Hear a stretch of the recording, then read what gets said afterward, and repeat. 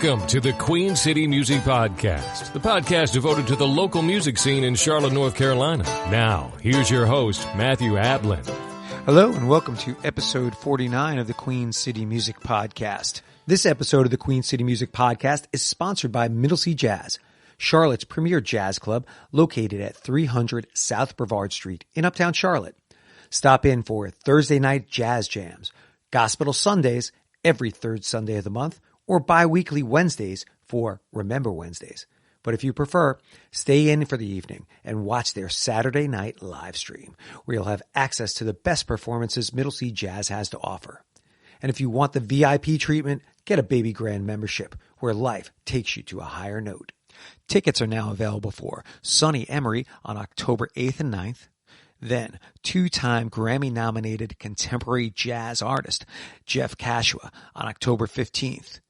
Wayne Powers playing swing tunes and saloon songs on October 22nd and 23rd. And finally, Steve Tyrell on October 29th through the 31st. This month on the QCMP, I'm speaking with Justin Honigstein from Jambox. Jambox is a unique rehearsal space in South Charlotte, and it features a variety of room sizes to fit the needs of bands or individuals. Justin, welcome to the Queen City Music Podcast. I appreciate you coming over today. Thank you very much, Matt. Happy to be here. So, Justin, fill us in. Are you originally from the Charlotte area? Nope. I moved down to Charlotte from Chicago at the beginning of 2020, so pretty good timing there. Right before the pandemic, huh? Yeah, that's right. I had about 10 weeks pre-pandemic here in Charlotte, but I think I did get a pretty good taste of it, and now starting to meet some people and see a lot more of the city. Sweet. So what brought you down from Chicago? It was this job, starting and running Jambox. Really? Yeah. Just specifically for the Charlotte area? That's right. Yep, this is the first of its kind, so we're hoping to have some success and maybe open a few more. Cool. All right, well, we'll dig into Jambox in just a couple of minutes, but before we get there, do you have a music background? Or you run Jambox, and Jambox is a rehearsal space, so do you have a music background? I do. Been singing my whole life. In college, went to school in central Pennsylvania and joined a band there, did some a cappella, and then moved out to Chicago to give music a shot. So I guess I was making a living off playing music in Chicago, which was a good time. I had a rock band, right, doing original stuff, and then playing a lot of weddings and corporate gigs and stuff like that. So let's jump in. You're the owner-operator of Jambox. Can you fill me in about what Jambox is all about? Absolutely. So we like to think of ourselves as a co-musicking space. So It's a music rehearsal space, but also drawing on the benefits of a co-working space where you get to meet people, spend time with like-minded folks. We're membership based like that. So We've got 12 soundproof rooms. We've got a nice open event space that we're going to throw some cool events, open mics, things like that. And then in that space as well, there's some couches, some places to work, and a good place to chat with people. So it's an area where if there's other musicians hanging out, working that day, you can kind of meet people. It's an open space concept. Yeah. Would you be able to define it like that? Yeah, I think so. It's like, as a part of your membership, you get access to this nice space. So you can set up your laptop, pull up a stool, either write some music or work on whatever you need to do. So instead of going to Starbucks, you've got this pretty cool space to work from. Nice. Yeah. So did you take that layout plan from like what a lot of businesses are doing today? Yeah. Like I said, we really found the co-working model interesting. As people move away from your typical corporate office building, there's a lot of other things you can do with space. So we had this space and drew it up so that it's not all just rehearsal rooms. It has this other area that can be more versatile. Okay. Well, you're coming down from Chicago. You have a music background. You're performing. You're doing music stuff there. You're coming down here to open Jambox. But what inspired you to come down to Charlotte to open Jambox specifically? Did you see a need for it? Was that something you were like, hey, Chicago's got its own vibe. This is a fresh frontier for this kind of thing. What kind of influenced you? Right. So I actually met someone from Morningstar Storage here in Charlotte. And they have their self-storage business with about 13 or 14 locations here in the Charlotte area, and they have some bands practicing within their storage units, which is great, but as a musician, I can tell you it's not ideal to be practicing in a storage unit. And other folks might not like that as much as well, standing next to you while you're playing music. Yeah, I know when I was living in New York a while back, that was a thing that some bands did. Yeah. I mean, we didn't have rehearsal spaces readily available or right in your town. So sometimes you had to drive 40 minutes to get to a rehearsal space. So people went to these places and they just rented out a spot. And right. No, it's definitely not an ideal area to be rehearsing in. So right. So we knew people were needing a place to rehearse. So they were like, "We're thinking about building something, actually putting some money into it, making it a quality place to play music." And I said, "Sure, I'm all for that." Yeah, I did come down when I met you and check out Jambox for myself, and it's a really unique space. Can you fill us in about like what is unique about Jambox? I think I touched on it a little bit. We've got those 12 different rooms. It's nice because they all differ in size. So I've got some rooms that are kind of perfect for one-on-one lessons, whether you're a guitar teacher or piano teacher, or even just set up by yourself to do some recording, something like we're doing right now even. Right. And then you have your bigger rooms that can fit a 5 or 8 person band.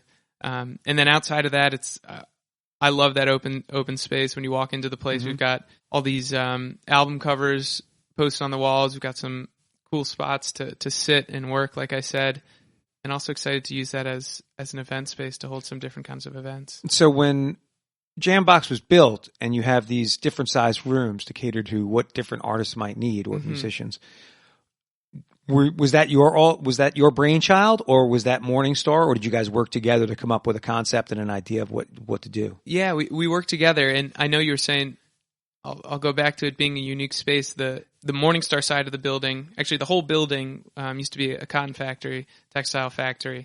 So the storage side is like the massive warehouse where that used to be. And then where Jambox is a smaller office building where the offices of the business used to be. So what we did is kind of gut out the interior, and then we built those walls kind of in collaboration. Yeah, we talked about what sizes would be best and what the layout would be. Right. Pretty neat. Yeah. Now not only do you have these different size rooms to cater what different musicians are going to need, but you also have this, as we talked about, this big open area which has a stage in it. What are you using that staging area for? Right. Definitely going to host some open mics, different events. I've been talking with some musicians in Charlotte who are interested in just being part of what we're starting to call a Jambox community night. So bringing the members together, maybe getting some outside folks to come and listen to, whether it's a jazz quartet or just a small band or a youth band. Yeah, we're open to a lot of things. I've been talking to some music schools about them hosting recitals there, some choruses as well. So it's super versatile. I think we could host a lot of different events there. Been speaking with So Far Charlotte, So Far Sounds. Right. And I think we'd be a great venue for that as well. So looking forward to hosting them once those shows start to get ramped up. Yeah, I imagine things might have been kind of slow with the start with COVID because you couldn't handle that. You couldn't have all those folks in a space. That's right.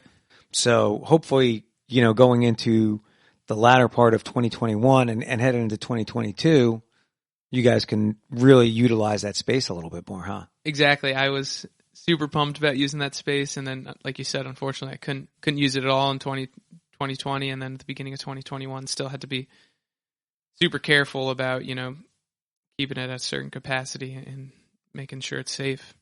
So how are the rooms outfitted? Because when I came by, some rooms have equipment in them, some rooms are bare. How does that work for the musicians? They need to bring their own gear. I'm not sure. Tell me. Sure. I do have some gear. A lot of the musicians who have been using the space come with everything they need. They come with their PAs and their amps and their mics. But I have a PA and I have a drum kit. Got some mics and some guitar amps. But really, I would expect to, if you're a musician, come into an empty space and make it your own. It's a soundproof room. And right. That's really what we're offering. Not not so much equipment at the moment. So if I'm renting a space from Jambox, I come in, bring my gear. Can I leave it there? How does that work? Do I need to bring everything out? If you're renting on an hourly basis, for the most part, some people are bringing it in at the beginning of the rehearsal and then taking it with them when they leave. Right. But like I said, we're right next to a storage facility, so you've got access to really, really close, secure storage right next door. So some people are able to do that. We've got some carts, so they roll it in and out of the storage facility, and then they're up and running in 2 minutes. So they're not bringing their stuff back and forth. They just have a storage spot, keep everything there, bring it in, rehearse, and then put it back. That's right. Pretty neat. Yeah, it's great. I mean, some people like to bring it back with them because who knows, they need it for gigs or whatnot, but some people are doing that too. Oh, yeah, I'd imagine. Hopefully, you're out working and not That's just right. rehearsing all the time. So right.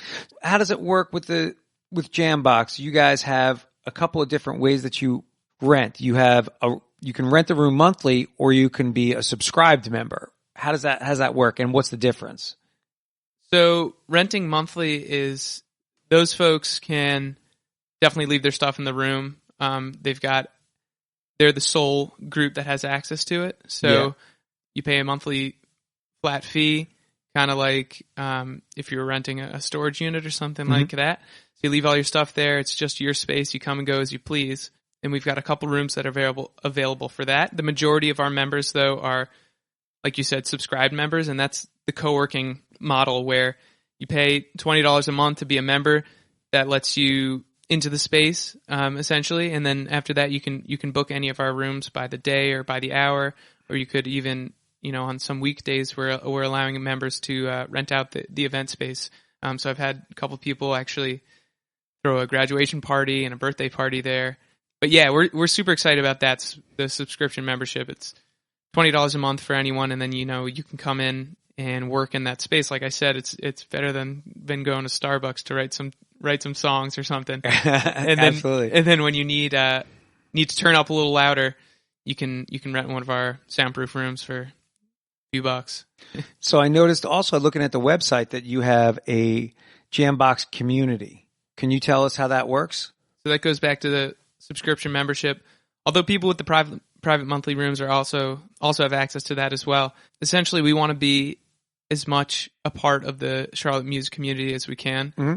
What we offer is the space and the people. We hope, or we are seeing people come and meeting other folks and jamming with other folks in a safe, cool location. So we're starting to build our own community as a part of the Charlotte community, kind of supporting the Charlotte music community, where people can meet each other online. There's a members portal where you can connect with people, similar to maybe a Facebook group or something. You say, hey, I'm looking for a bassist, or can someone help me record this kind of thing. It's just another way to meet like-minded folks. Nice. Yeah. So out of the folks that you have coming to Jambox so far, do you have an age range? Is it folks, in their young 20s coming in? Are there teenagers? Are there folks in their 30s and 40s renting space? Do you have a clientele that seems to be attracted to Jambox? It has been all over the board. I have definitely a handful of bands that are in their 40s, some gigging, some just coming to play for fun. Then I've had some younger people. I think I haven't ID'd them, but maybe late teens, early 20s, who come in and set up their mics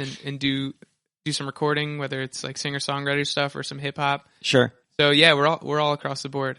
So I have to ask, you have all these rooms, and we're in a podcast. We're doing a podcast right now. Do you have a podcasting room? Do you have rooms that might be, or if it's not specifically for podcasting, or do you have a room that folks can make use of to do podcasting from? Absolutely. One of my monthly members, actually, he's got one of the private monthly members, he's set up his room to do podcasting. He does some other stuff musically in there as well, but I think our rooms are perfect for doing a podcast or any kind of recording. So I really love his setup. He's got some nice mics and recording equipment. Mm-hmm. Definitely, it's a good question, but definitely a good spot for some podcasting. So if somebody was going to do some podcasting, they would probably have to bring in their own equipment. You don't have a specific room all outlined that you can just somebody can do a podcast and you'll just go hit a button for them and record it. That's right. We do not have the equipment at the moment. Okay. All right. Any plans for that in the future? Yeah, I would love to. I've got my eyes open for any good gear. Awesome. So man. definitely.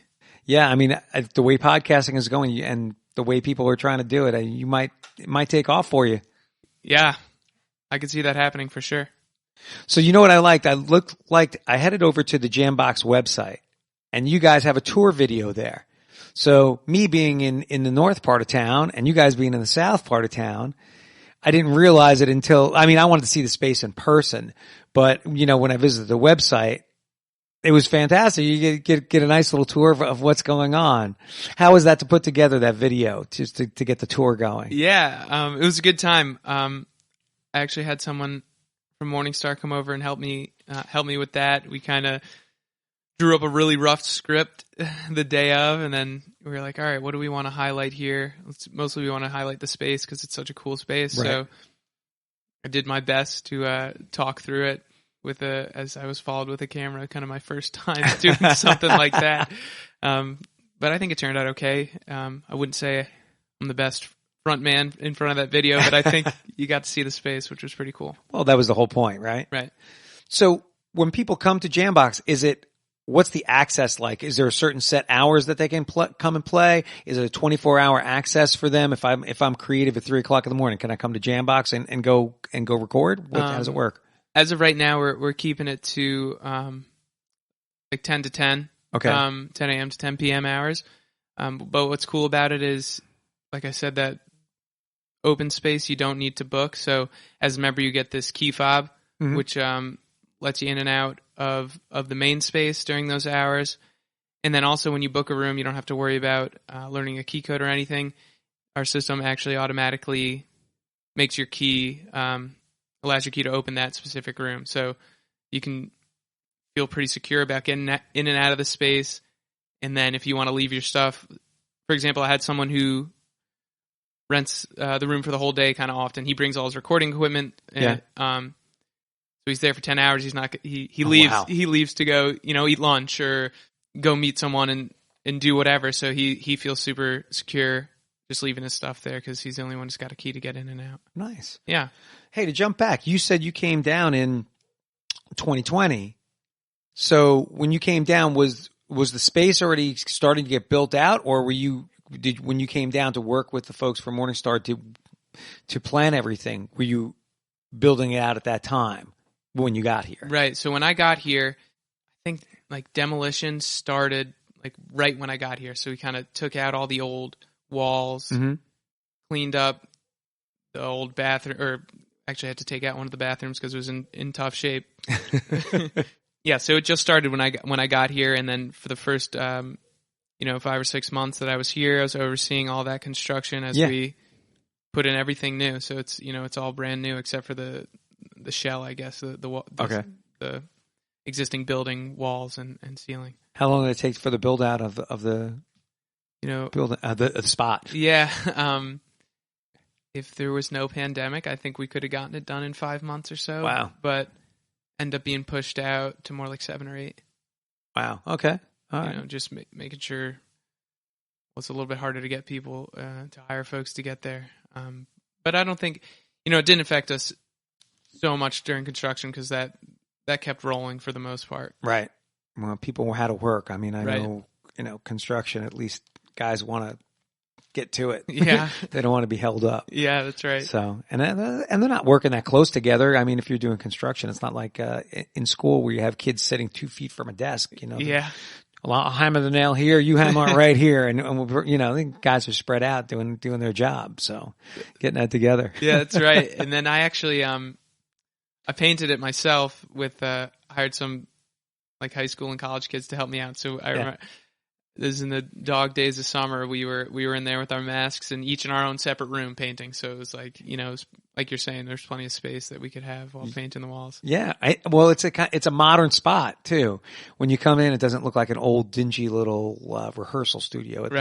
It's kind of modern. It's kind of hip looking, which I really like. Thanks. So, hey man, so what do you guys have coming up? Anything special coming up for Jambox that our listeners should know about?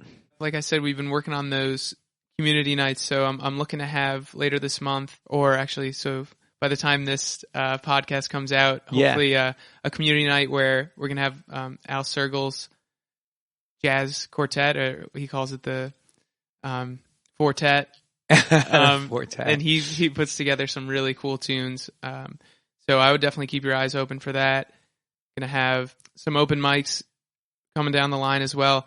We're looking to put together some events that work for the community where people can share their experiences, whether it's a singer-songwriter session or like I said, an open mic where they just want to practice performing or come hear some music. We've got a lot of things that we're working on that should be ready to roll quite soon. Awesome.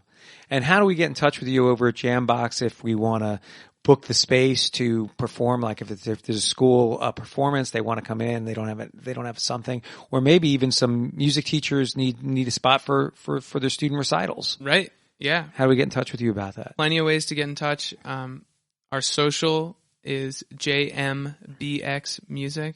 And then that's also our website, jmbxmusic.com. If you can't remember that, you can just search Jambox Charlotte on Google, and it'll pull you right up to the website. Feel free to give us a call at any time. As you mentioned, we're in South Charlotte, so right off of South Boulevard by the light rail. So super easy to get to. Actually, pretty easy to get to from public transport as well. South Boulevard and East Hebron. Cool. Yeah. Is there anything else you want to discuss? Just that it's been a blast being a part of building this space and having people come in. I've met some really great people, some great musicians, and I'm looking forward to meeting a bunch more. It's always fun to hear awesome music, to be able to be working and hear music and be around it I'm a lucky guy to be able to do that. Yeah, to be around the creative process and have that happen all the time as your daily job, man, that's awesome. Yeah, it is. It's great. I mean, most people don't get a peek inside the creative process. They just see the end result, That's right. So that's fantastic. Yeah. Well, Justin, thanks for coming by today, man. I wish you much success with Jambox and please keep in touch. Thanks, Matt. Appreciate you having me. It was a blast. All right, man. Have a great day. Thank you. And that will bring episode 49 of the Queen City Music Podcast to a close. If you have an idea for an episode or would like to be a guest on the QCMP, reach out to me at qcmusicpodcast@gmail.com. Also, check out our local partners, Records on the Wall at rexonthewall.com, Reporting from 20XX at reportingfrom20xx.wordpress.com, and Queen City Live at Instagram.com/Queen City Live Music. Until next month, be well and stay safe.